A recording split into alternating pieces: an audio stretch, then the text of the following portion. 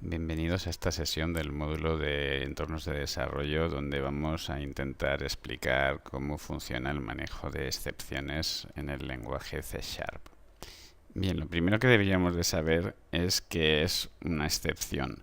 Una excepción es el sistema que todos los lenguajes orientados a objetos como C# o Java incorporan para la gestión de situaciones anómalas. Estas situaciones anómalas en concreto se refieren a errores que se puedan producir en tiempo de ejecución.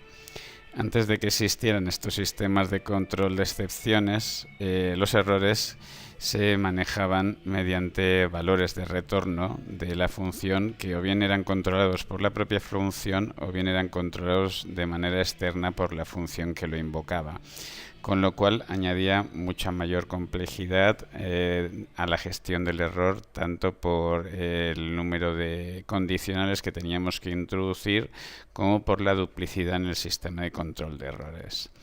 Si vemos el siguiente ejemplo, es una función tradicional en la cual ejecutamos una acción, la acción 1, que nos devuelve un código de error. Si se ha producido ese error, o bien lo mostramos o bien lo devolvemos para que la función que ha llamado a mi función lo gestione. Y así deberíamos proceder con todos y cada una de las acciones que yo estuviera ejecutando, que tal y como se puede ver, pues complicaría mucho lo que sería la complejidad de programa.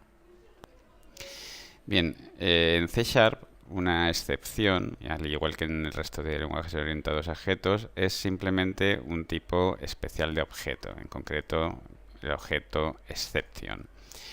Si queremos crear excepciones en C#, todas las excepciones deben heredar de la clase base system.exception.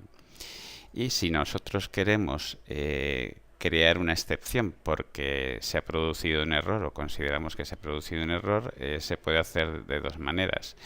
Podemos hacerlo de manera explícita utilizando la instrucción throw, o implícitamente se puede producir por el sistema en algunos casos, como por ejemplo en una división por cero. Bien, tal y como hemos mencionado, en C# todas las excepciones deben heredar de la clase system.exception. La clase system.exception es una clase como otra cualquiera que tiene una serie de métodos y de propiedades definidas. Entre las propiedades que nos pueden interesar de la clase system.exception está el método la propiedad message, que indica cuál es el mensaje de error que ha generado esa excepción. Tenemos el método, la propiedad innerSection, que nos indica si esa excepción se ha generado dentro de otra excepción, cuál era la excepción original. La propiedad source, que indica la clase donde se originó la excepción, y la propiedad stackTrace, que nos indica cuál era el contenido de la pila de ejecución en el momento de generarse la excepción. Como hemos dicho previamente, la forma que tenemos de generar una excepción, si no es una excepción de sistema, es a través de la sentencia throw. La sentencia throw lo que hace es lanzar un objeto nuevo del tipo de la excepción que queramos generar. En este caso, estamos creando un nuevo objeto de tipo miExcepción con el mensaje de error asociado aquí. Esta sentencia, throw, solo se puede utilizar dentro de un bloque catch, es decir, un bloque que la capture. El bloque catch puede estar directamente sobre la sentencia throw, o bien puede ser un bloque catch que incluya a una instrucción que a su vez va a generar el throw, es decir, que haya elementos de anidación que al final capturen el correspondiente throw. En C# podemos crear excepciones personalizadas para realizar una gestión personal de los errores.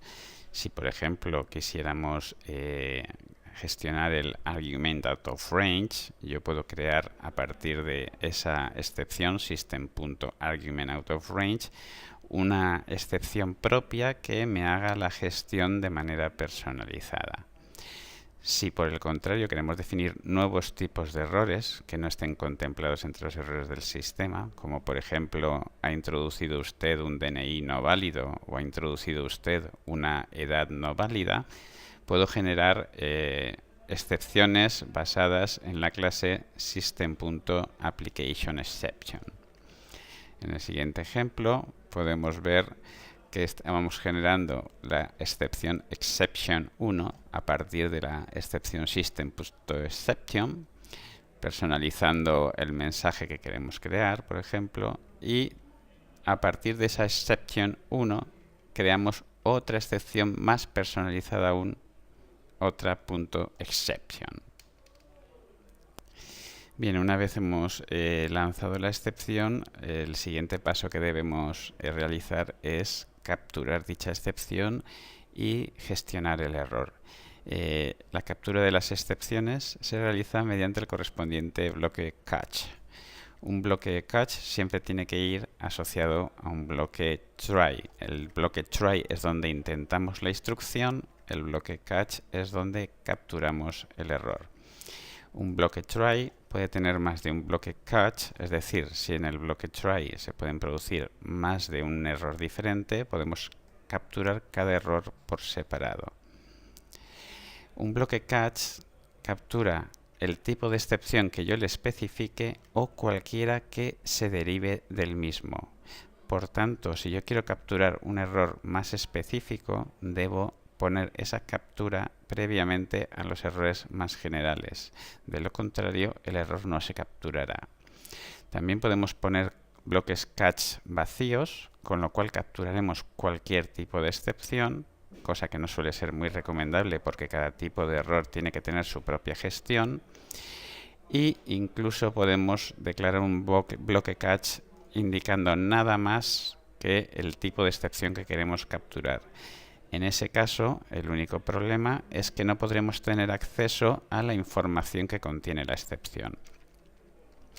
En este bloque podemos ver que estamos capturando primero la excepción general, la system, con lo cual nunca podremos tener acceso a nuestra excepción personalizada. La forma correcta de declararlo sería indicar en primer lugar nuestra excepción personalizada y si no se ha capturado la excepción personalizada, entonces pasamos a capturar la excepción más general. Tal y como hemos mencionado previamente, cuando yo me encuentro una excepción, devuelvo el control del flujo en ese mismo instante al método que me ha llamado para que gestione dicha excepción. Si ese método no tiene ningún sistema de control de flujo para gestionar la excepción concreta, entonces, a su vez, devolverá el control al método que le llamó a él. Esta devolución de las llamadas en cascada se va produciendo hasta que encontramos finalmente un bloque catch válido para realizar la gestión de la excepción. Si en ningún momento encontráramos un bloque catch adecuado para la excepción que se acaba de producir, entonces el control se devolvería al sistema operativo y el programa terminaría. Se puede incluir finalmente en cualquier bloque try catch un bloque finally. Este bloque finally es un bloque único que se ejecuta siempre. Esto nos puede permitir, en el caso de que queramos realizar un cierre de programa o cualquier otra instrucción asociada, pues realizar operaciones que se han de ejecutar de manera obligatoria, como por ejemplo cierre de ficheros, etcétera, etcétera. Si un bloque finally también ha encontrado un bloque catch asociado a la excepción, entonces primero se ejecutará el bloque catch, el concreto, y a continuación se ejecutará el bloque finally, que es más general. Finalmente, comentar que dentro de C# existen algunas excepciones que vienen ya predefinidas y que por supuesto se pueden utilizar, como por ejemplo valor nulo en un argumento, valor fuera de rango, que lo tenemos en nuestro ejemplo del bank account, división por cero, valor de índice no válido, referencia nula de método o nos hemos quedado sin memoria.